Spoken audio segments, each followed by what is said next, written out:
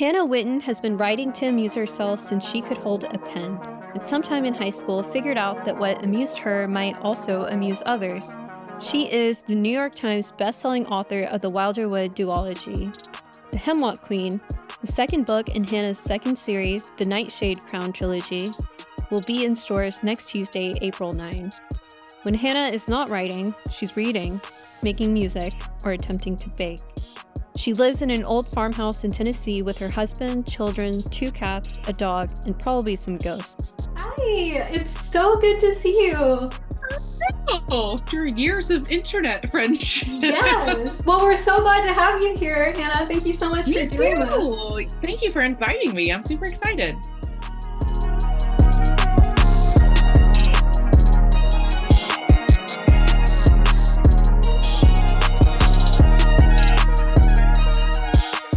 So I noticed that you don't have any information about your educational background online.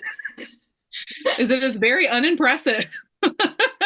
Tell me more. How did you? So I have a bachelor's degree, and that's it.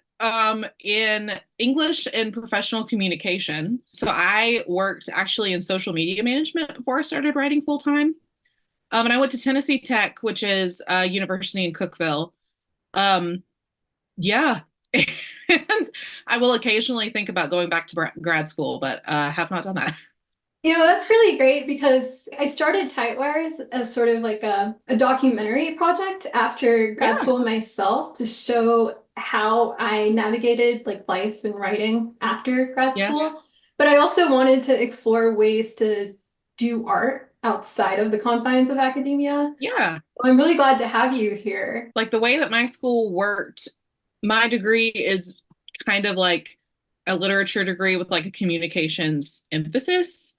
So I did get to do the whole secret history lit major thing, but it wasn't so much focused on art as it just was on studying other people's art. So I never really tied my own creative stuff to what I was doing academically. Yeah. So that's a really interesting kind of path to have to take, I feel like. Yeah, for sure. Yeah. So how did you end up writing what you wrote? So kind of like it says in my bio, it had always been something that I did for fun. And if someone had asked me what do you want to be whenever you grow up, I would always say I wanted to be a writer, but with no functional knowledge of how that actually would happen. I didn't know how publishing worked or how one would become a writer. I just knew that I liked writing and thought that was enough. So I had just always kind of had projects that I poked at and never really finished. And it wasn't until I was in college that I did finally finish something, and it was very, very bad. But it did prove to me that I could actually finish a draft. So then I was like, oh, okay, so maybe I can write one that doesn't suck. Let's see. And after college, I started working full time. I got married. I had my first kid. And all of that meant I didn't really have a whole lot of time for writing, even though it was something that I still wanted to do and would occasionally do, but not really with any dogged pursuit, And it wasn't until after I had my daughter and I dropped back from working full time to working part time that I actually had the time to sit down and try to write something. And even then, it wasn't necessarily with the goal of publication in mind. It was just, again, kind of proving to myself that I can come up with a whole story and I can write the full draft and it can be a thing that exists. And at the time, I was dealing with a lot of postpartum depression and anxiety, and just really needed something that kind of was my own, that didn't have to do with being a wife or a mother, and was just about me. And so I wrote the book that became For the Wolf in that time, and it changed a lot before it got to the publication stage. But I do remember when I finally finished that draft, it was oh, this is good. Objectively, compared to things I had written in the past, I was this is good enough. It could be a real book. How does one go about making a real book? So then I did some Googling, and now we're here. So For the Wolf was your first book? It was my first, it wasn't the first book I ever wrote, but it was the first one that I wrote that was any good. And the first one that I like pursued any sort of publication with. Do you read a lot? I do. I read very, very much. What do you read? I tend to flip-flop back and forth between like romance and horror typically. Like I'll read one until I get tired of it and then I'll swap to the other. I don't read as much fantasy as I should considering, but mostly just because like by the time I'm done working on my own fantasy stuff, it's like I do not have any more brain space left to try and comprehend somebody else's world building because it's just like it's completely smooth up there at that point. So I'm trying to get back into that. I've been like rereading some old fantasy favorites to kind of ease my way back into enjoying it as a reader as well as a writer. But yeah, it's mostly romance and horror over here. I can definitely tell. Yeah. It has an effect for sure. So which authors do you think that you or which authors do you find yourself in conversation with? So my biggest one I think would be Holly Black, mostly just because Tithe was the book that I read as a teenager that I was like, this is what I want to do. Like, this is the vibe. This is the kind of thing that I'm wanting to explore. So and even though like our currently published stuff is not like super similar as far as like second world fantasy versus contemporary and writing mostly YA versus adult, I do still kind of feel like I'm in conversation, if not necessarily with her work, then with the person that I was reading her work, as far as like someone who was very much kind of looking for the magic and the beauty in things that don't seem magical or beautiful at the outset. So that's one that I think about a lot and is always kind of top of mind. And weirdly enough, Stephen King also. I read a ton of Stephen King in high school, and I feel like his way of describing things and of really doing like that deep, deep point of view where you're just super deep in somebody's head and like the little idiosyncratic things that they would say and the way that you talk to yourself really connected with me. And so it's kind of something that I try to do in my own writing of just getting as far into the character's head as you can. So like you're seeing the world filtered through them in a very specific way. What are your favorite stories depicting reanimation or resurrection? Ooh, I have two on opposite ends of the spectrum. Okay. So on the happy end of the spectrum is A Daughter of Smoke and Bone by Laini Taylor, which was another book that another series that I thought a lot about whenever I was writing this series, because I knew I kind of wanted to do the theme of not necessarily resurrection, but like rebirthing. I don't know. My brain is toast right now. You know what I mean? Oh my God. You know what I mean? The word will come to me eventually. But like the idea of that, where you are like born to be with this person, but it is wrong for whatever reason, or like you're like, I actually don't want that. And that series does not necessarily that, but just does the whole concept very beautifully, specifically in like a romance context. And then I also really love Pet Sematary by Stephen King, which is like the total opposite vibe of bringing things back wrong, which is something that in like horror I'm very interested in, is like the concept of loving something so much that you want to bring it back from the dead, but it is impossible to actually bring someone back once they've kind of crossed over that threshold. And so like you ruin what it is that you loved so much through the act of loving them, essentially. I feel like there's just a lot for my brain to chew on between the two of those things, and I feel like I kind of like picked little tidbits from both of those opposite spectrums and was like, we're gonna put those all together now.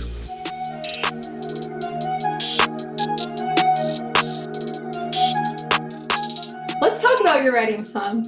What is your favorite trope to write? Ooh, it depends on the day. I will always love an enemies to lovers moment, but I don't write it very often. And some of that I think is just because I am one of those annoying people who is very much like words mean things. If they're not trying to kill each other, they're not actually enemies to lovers. And you can only do that so many times. Um, I also really love a found family. And that is one that I do feel like I tend to write a lot is especially whenever like the found family is occurring in very like hard circumstances where it's like these people shouldn't really be coming together the way that they are, but they do anyway. I love that. Can you tell me a little bit more about your writing process? Yeah, it's chaotic. Um, so I have two small children, and right now my writing process is mostly like anytime that I have more than, 15 minutes to string together, it's like, okay, I got to be working on this deadline now. So I can't really like make a huge production of it most of the time. But I do try to like I have these like little hacks of things that I know help me out. I didn't used to be a plotter. I was very much, you just kind of sit down and you go and you see where the story takes you. I can't do that anymore because of deadlines and also just like the way that my brain works is different now. But I will kind of try to harness like that initial excitement that you get about an idea where you do just want to sit down and write and like you want to pants everything. And I'll try to like take that and just see how far it'll get me. Which is typically like between 3 to 5 chapters is whenever I run out of steam and it's like, okay, I need like a plot to be working toward now. We can no longer just be like running this car on vibes. Like we need some gas. And once I reach that point, I will, it's technically an outline, I guess, but it's not like with the headers and the bullet points and stuff like that. I will typically write chapter summaries at that point. And I've heard some people call it a zero draft. I don't necessarily think of mine as a zero draft because I'm not doing any like craft work really. Like it is just bare bones plot, but it'll be like chapter 5, this happens, this happens, this happens. And I'll go through that until I get to the end of the book. And once I do that, I don't really look at it again. Like it's not necessarily so much me setting out a roadmap as it is me making sure that I know what my midpoint and my endpoint are. And everything else is subject to change and usually does, sometimes wildly. But once I can figure out kind of the hills and the valleys that we're working toward within like a plot structure, then I can just go and see what's the most interesting way to get there.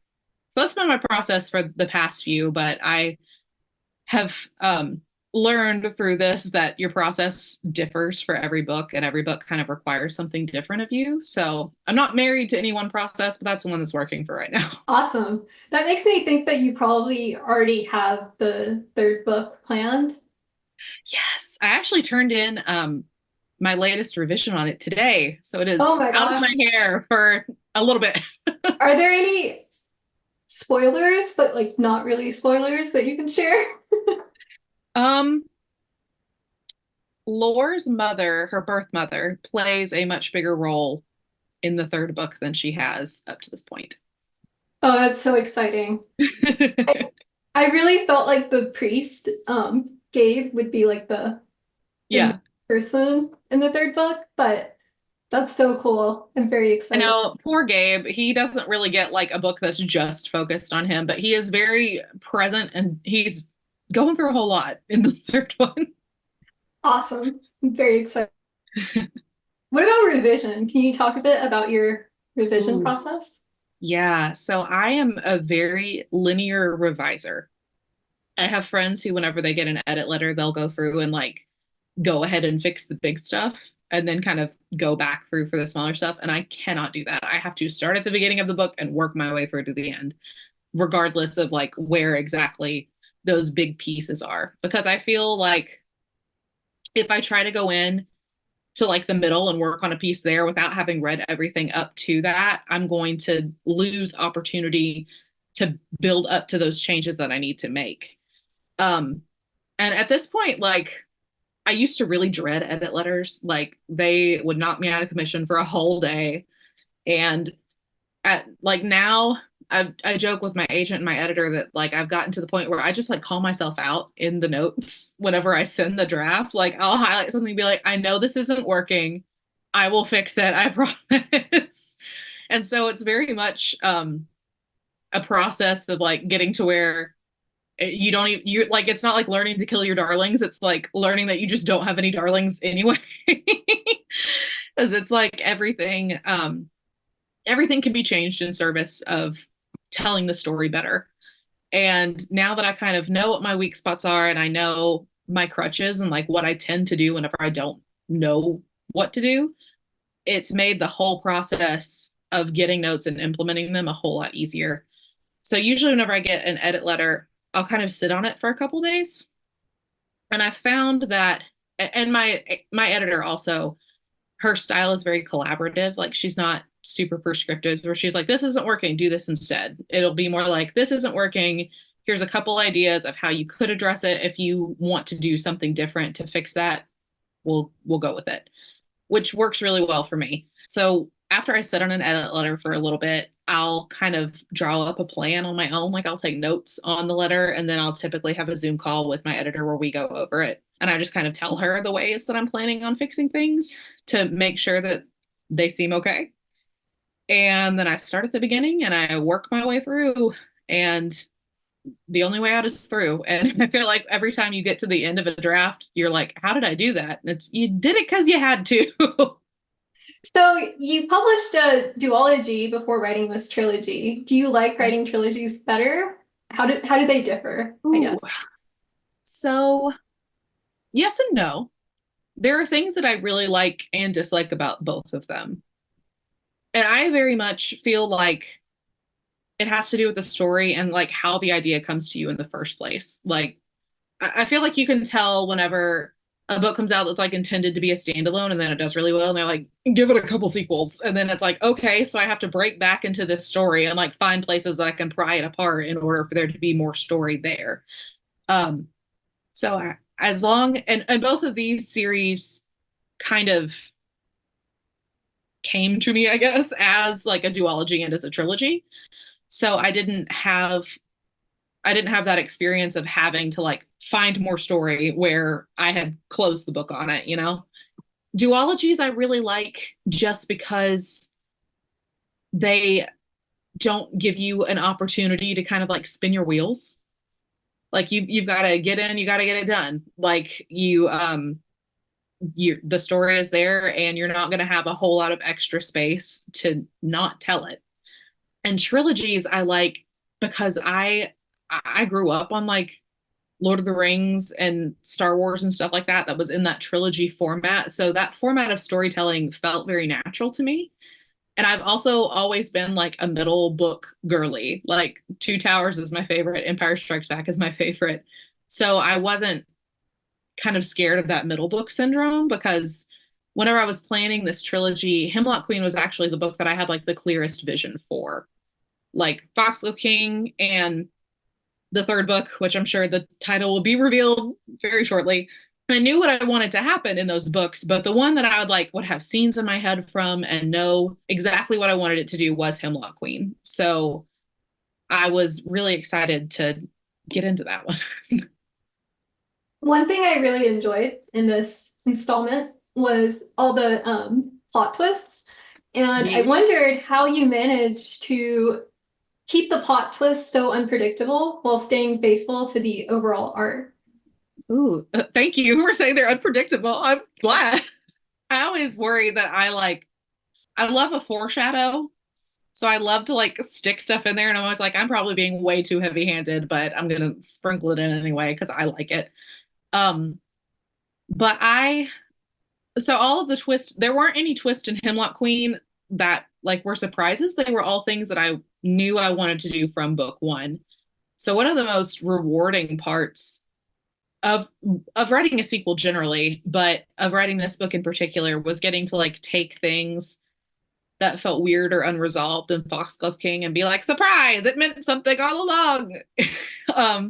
So I just like kept a list next to me of like who knew what at what time and what I wanted, like how I wanted that information to come about.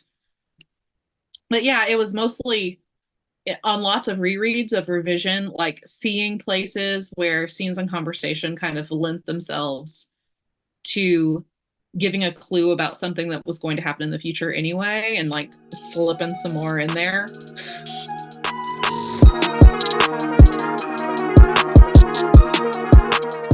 Have you attempted to write in other genres? I noticed a lot of like really funny moments in the book. Thank you. And we'll talk about those in a minute, but first, have you written in other genres? I have. I actually have a book in another genre coming out in 2026 that I'm really excited about.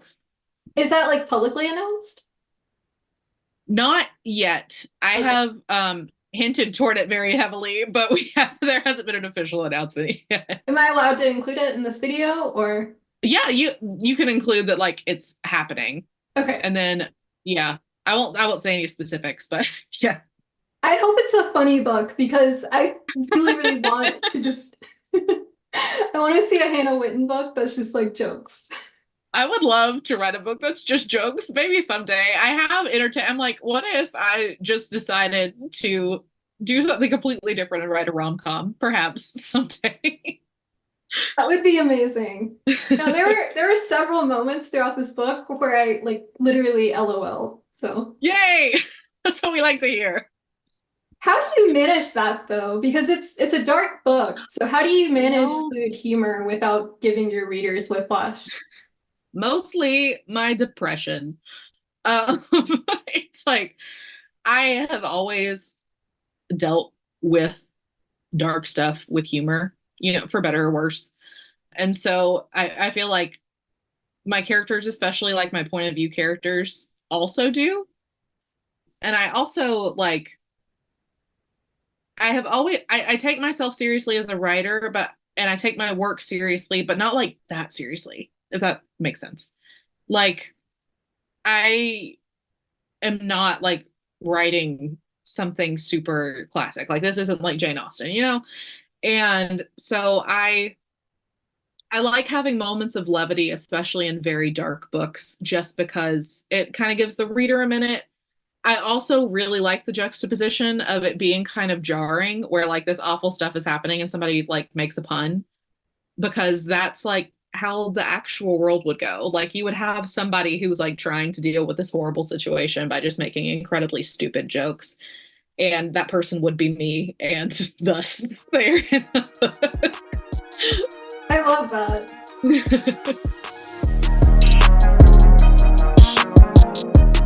Tell me how the trilogy came to be. What was the initial spark that led to the premise? So the initial spark of this trilogy was me going to see Rise of Skywalker and hating it a lot. Mostly because for many reasons, but the one that most led into this trilogy was the whole Rey Palpatine thing. And having conversations with friends who had also seen the movie about how that could have been an effective twist if it had been set up properly, and if it felt like it had any cost and any payoff, instead of just being like, here you go, we heard you guys like Palpatine, so we got you a Palpatine type thing.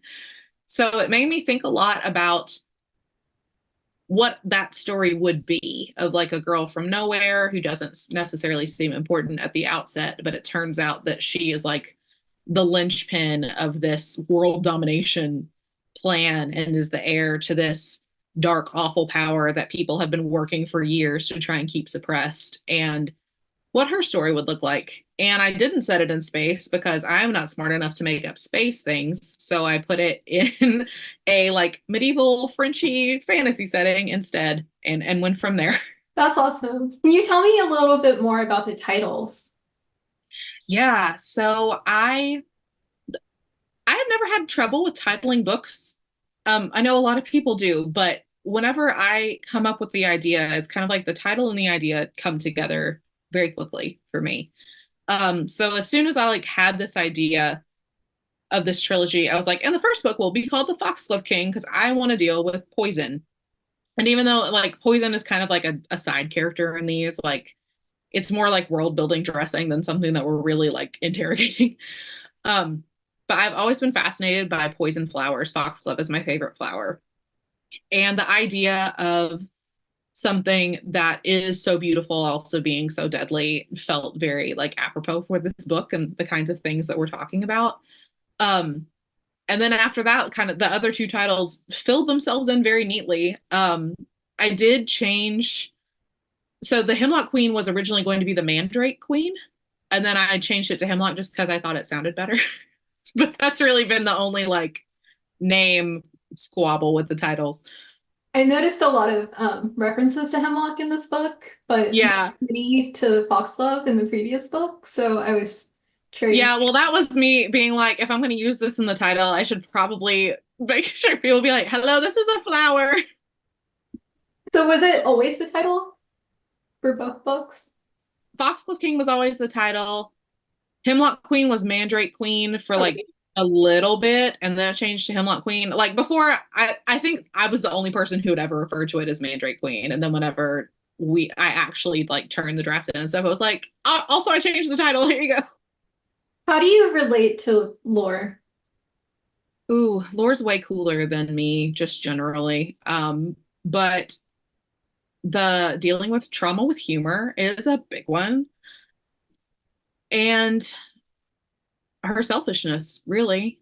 That was another thing that I was a very deliberate choice with her was we read often and I have written often like the Wilderwood duology is all about like self-sacrifice for the greater good and people making the choice of they are not individually as important as the collective. And while that is a very worthy story, especially since I was talking about the corruption of religion, I thought that having Lore be like, actually, fuck the greater good. I would like to live. You guys can deal with this. I'm out. Um, was like a powerful choice for me to make for her and is something that carries through to the other books. She's often presented with solutions where it's like, well, if you just died, like this would be fixed. And she's like, cool, we're going to find another solution though, because I'm not down with that. And I do relate to that, or I want to relate to it more. like, and her, like a more superficial thing, but like Laura's plus sized. And that's something that we do see a lot more now, but especially in like romance heavy books. I know that like whenever I was growing up, that was not something that I saw. And it did kind of mess with my head a little bit. Like, you know, it's just like with any other kind of representation, not being able to find yourself in the books that you're reading kind of hurts, you know? So I wanted, like, that was another very deliberate thing where I was like, she is plus sized. We're going to talk about it, but we're not going to talk about it in like a moralizing way. Like it is literally just another physical descriptor. But I wanted to like mention it enough to where people can't pretend that's not the case, you know? I did love all the discussions of like her trying to find a dress. Yeah. And how it wasn't like related to the size. Yeah. It was just like the dresses were just ridiculous for other reasons. Or they like look like a peacock or something. Like there's a lot of reasons they didn't work. Yeah. Tell me more about the epigraphs before each chapter. Ooh, so those are my editor's idea. Breet's a real one. Shout out to Breet. And they ended up becoming one of my favorite things to write. So my editor Breet suggested it whenever we were doing the first like major round of revision on Foxglove King, kind of as a way to expand the world and kind of get a sense of the broader world that's going on like outside of the Citadel and a broader sense of the religion itself that we were dealing with. And so I just kind of took that idea and ran with it. And I really enjoyed getting to like just make up little snarky things that kind of give you a clue about what's going to happen in that chapter or like pointing something out, being like, hey, this is going to be important later type thing. And for the most part, I would write them like as I was drafting. Like I didn't have to do a whole lot of going back in and adding a bunch of tracks like I would every once in a while, but they became so intertwined in my brain of like, here's the bit from the world that's going to lead into this chapter about what's happening to our characters, that it all came really naturally. Very cool. So do you write those after you write the chapters, or? No, I would just be like, typing away and come, and it's like chapter 23, and I would write the tract and then I would write the chapter. Like it seemed to flow pretty easily. Very cool. I never would have noticed that because they all seem so distinct, and like they were. Yeah, I think that like what I was talking about before of my thing where I do like the chapter breakdowns and as like an outline, it kind of felt like that in a way of it's like if you're writing, it's like writing the thesis statement at the top of your paper where it's like, here's what we're dealing with in this chapter. That makes a lot of sense. Yeah. Are there any nods to any real life predicaments? Yeah, I try to always put one of my favorite things about fantasy is that in a fantasy book, you can kind of sneak up on people with real life stuff.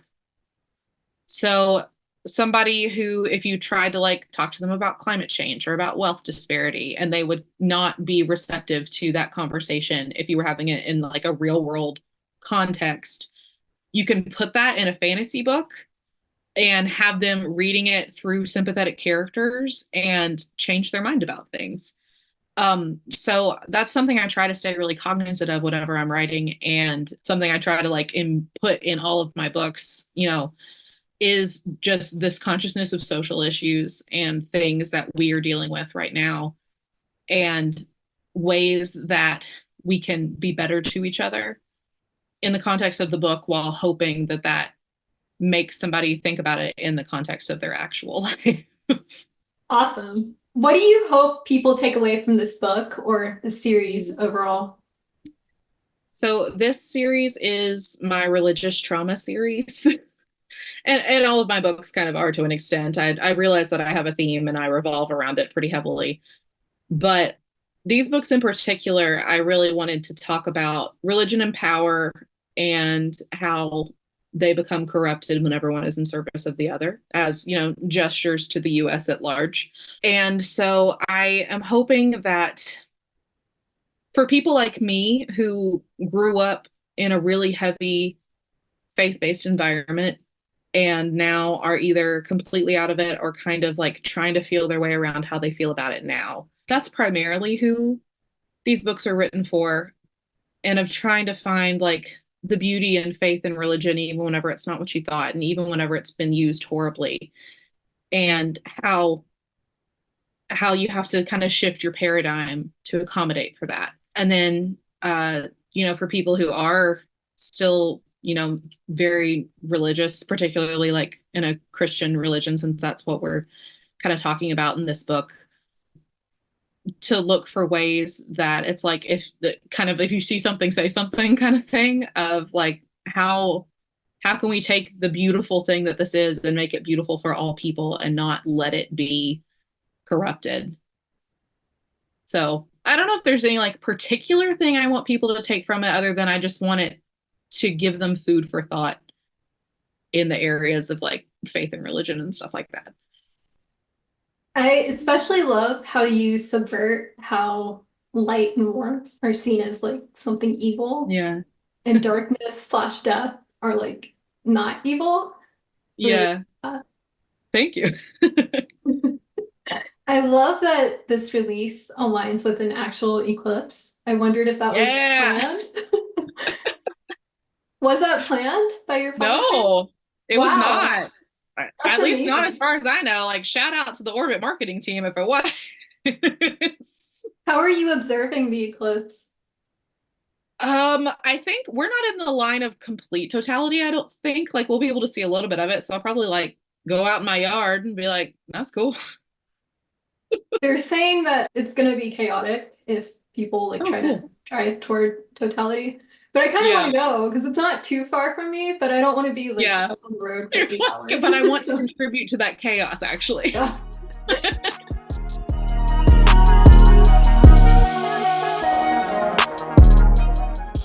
know now that you wish you'd known when you started publishing?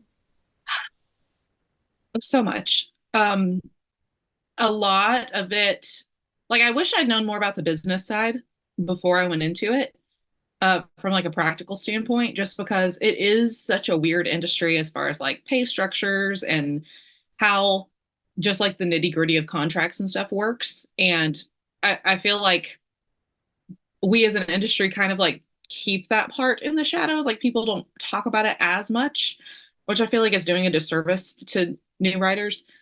But from like the creative side, I wish that I had known that like even on days that you don't feel like writing, you can still write. Like you are not dependent on the muse to arrive in order to do your job. Like it's all in your head and you just kind of have to work through it and be like, everything I'm writing right now feels like shit, but I can fix it later. And whenever I come back and reread it, it's probably not going to be as bad as I think it is right now. What is your wildest author wish?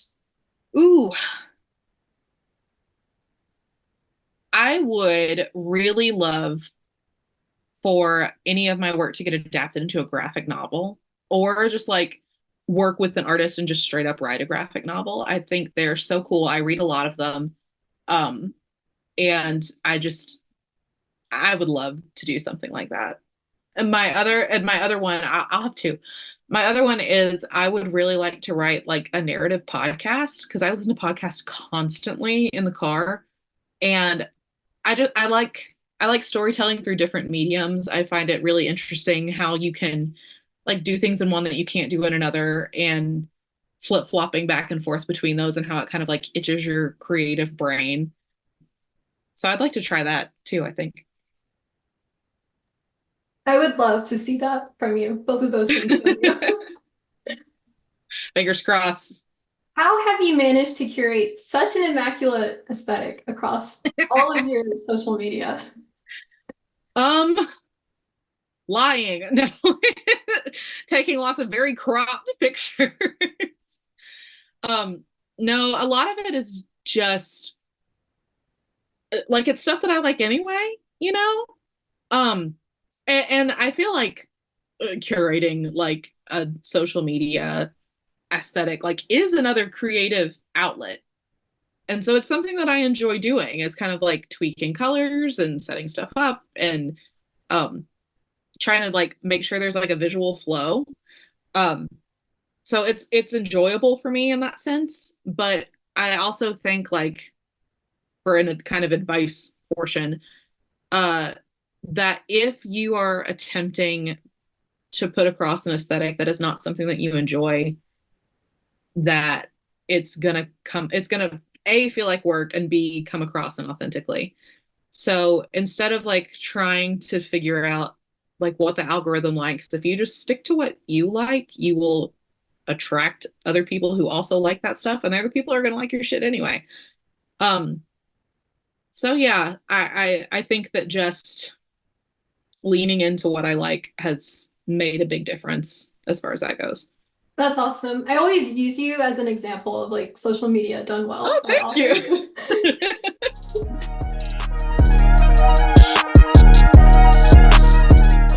So this new thing that I started doing is having people who guest give me a writing prompt based on their books. And then I use Okay. that as a soundbite. Oh boy. I've already gotten so many sound bites from you, but do you have a writing prompt that you can give to our viewers based on the Oh. Hemlock Queen? Write a haunted house story from the perspective of the ghost. I love Did the that. others already do that? That's fine. No, I love that. I can't wait to try that.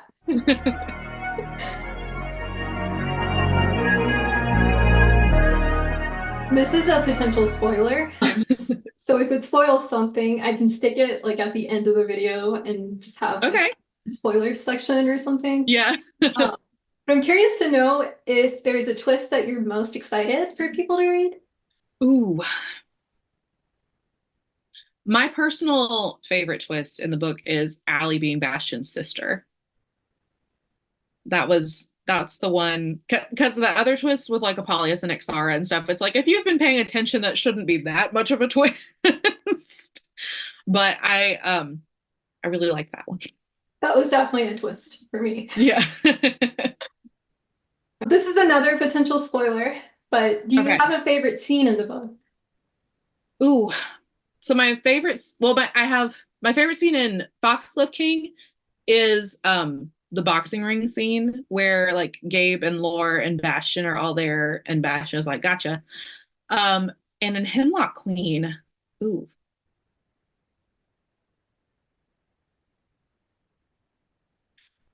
there's a scene where Lore and Bastion are on like royal progress where they're having to like go through everybody's houses and be like, hello, we're here and have a nice day, you know? And there was one scene where they're at the house of another character in the book that's kind of important within the book. And she, up to this point, has been a very antagonistic character. Like, we have not had any reason to like her. And Laura's like going through it while they're here. And she kind of like runs off into a hedge maze just because she needs a second and runs into Amelia, this other character in the hedge maze who also just needed a second. And they still don't like each other and they still have an antagonistic relationship, but they can both kind of sit there and be like, how's your day? Shitty? Mine too. And I liked that. I like that scene too. Yeah. It was very honest. Yeah.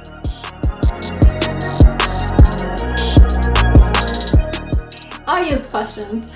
Yeah. Somebody called the Dead Romantic asked, are we going to get any more books on Wilderwood? Never say never. I've got ideas. We'll see. There's nothing officially planned yet, but I've got ideas in the old brainstem. Awesome. Can't wait. Dawn Kurtigich asks, can Hannah chat about her creative process a bit? So you already kind of did that. I'm not going to make you do it again. I'll just like put this next to that question so that people know. My friend Thria, who is a poet, asked, how does she organize her notes before she starts outlining? Oh man, I wish I did. I have a very chaotic notebook that just stays next to my computer that I just write notes in and I cross stuff out and I circle stuff and make like little arrows and junk. And it is not very organized, but it has worked for me thus far. Revision checklist. I guess that's the most organized that I get. Like once I get an edit letter, I'll like make a list of all the major things I need to change. And as I'm going through the book, I can like mark them out as I do them. That's very satisfying. It's so interesting to like watch Thria write right now because she has like an award-winning poetry book, but That's awesome. now she's working on her first novel and it's really interesting to watch. Yeah, it's weird. It's a weird line to cross over, I feel like. I think you might have some poetry books in you. I have ideas for one. I've written poetry before, just kind of like for funsies. And actually, like, it was kind of funny because the week that For the Wolf came out, I had like gotten a wild hair and submitted a poem to a magazine. And like the day after it came out, I got a rejection on it. And I was like, wow, it truly never ends. That's awesome though. Yeah. I hope you do end up writing some poetry. I would love to eventually, like I was saying before, is like finding different mediums to be creative in is something that I had been thinking a lot about recently and how that can I feel like whenever you diversify the mediums that you're working in, it improves your work across all mediums. So I would like to play with that.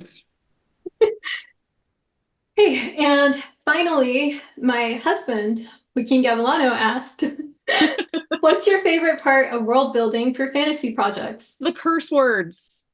And it always has been. Mostly because I feel like it is such a small thing that can make such a huge difference as far as explaining like what these people find holy, like because you know what people find holy by what they profane, right? So like figuring out how the curses work in relation to the religious system or like the power systems that are within the world. And then like if you have a bunch of different curses that people can use, like how would this character curse and how would this character curse? Because then that's a like character insight, and I'm thrilled by it every time. That's awesome. That's a great response. Can you talk a bit about world building though? I'm very curious to hear your world building process because I feel like a lot of people struggle with that. I am one of those people also. I am very much kind of like a headlights world builder where I'm going to build enough to tell the story that I want to tell and kind of don't really paint the corners of it as much. I think it was Charlie Jane Anders that I heard that term from first, where she was talking about like painting the corners in your world building as to like explain how sometimes if you get too far into the weeds of building the world, you kind of lose sight of the story and or things start to fall apart, right? Because it's all something that we're making up. Like at some point the logic is not going to be ironclad. And if you get caught up in the rat race of like trying to explain every tiny thing and not kind of trusting the reader to be able to be not hand wavy, but kind of like understand that this is what we're suspending disbelief for this right here. You can suck all the joy out of it, A, and like mess up your story, B. So world building is something that I tend to do a lot of in revision, just because whenever I'm writing a first draft and the first initial idea of a story, the world building that is there is just the stuff that I need for the story immediately. And so revision for me is just kind of like building the struts up underneath these things that I've already decided I want in the story to like give them enough logic to stand on. And that's worked for me. And I think it's a very personal thing because, you know, there's some people that are clearly just delighted by the process of world building who make like huge world Bibles and really, really intricate and like well meticulously explained magic systems and things like that. And that's just not the kind of writer that I am. So if it's also not the kind of writer that another person is, I think if you lean into character and story first and kind of figure out what the necessary pieces of the world would be ideally for the character in the story, and then you kind of like start in and go outward, tends to work better for me than starting out with like, here is a world and now I will make characters to populate it. That's awesome. It's really reassuring to hear that. Yeah, I mean, yeah, I think that I won't say most fantasy writers. There's definitely like two different camps, I feel like, of people who are super, super, super into the world building and people who are just like, the world building is just another storytelling tool. It's whatever works best for you and for the stories that you're telling. So absolutely. Thank you so much for this, Hannah. This was incredible. yeah, thank you so much for having me. This was fun. You asked great questions. Where can people find you online? I am on Instagram at H Whitten Writes, and that's it, baby. I ain't doing nothing else. I don't blame you. But thank you so much. This was amazing. You're amazing. I love your books, and I can't wait to read book 3. Yay! Thank you so much for having me. Of course.